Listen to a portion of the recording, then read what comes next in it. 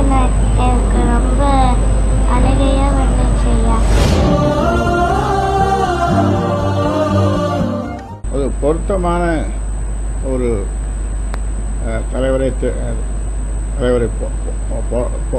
பொருத்தமான தலைவர் போடப்படும்.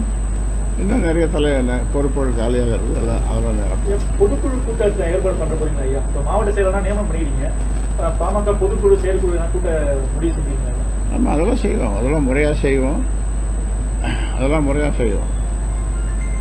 இப்போ இங்கே எவ்வளோ கூட்டம் வருது உங்களுக்கு நீங்களே பார்க்குறீங்க. பார்ப்பதற்கு யார் வேணும்னாலும் இங்கே வரலாம். யார் வேணும்னாலும் இங்கே வரலாம். பர்மிஷன் இது முன் அனுமதி தேவையில்லை. ஒரு நாளைக்கு குறைந்தபட்சம் 50, அதிகபட்சமாக அது போயிட்டே இருக்கும். அதனால் மக்களோடு மக்களாக மக்களை நான் அவர்கள் என்ன சொல்கிறாங்க, தெய்வம் குலதெய்வம் அளவிடாதுன்னு சொன்னாலும் கூட அந்த மக்களை நான் தெய்வமாக நான் நேசிக்கிறேன்.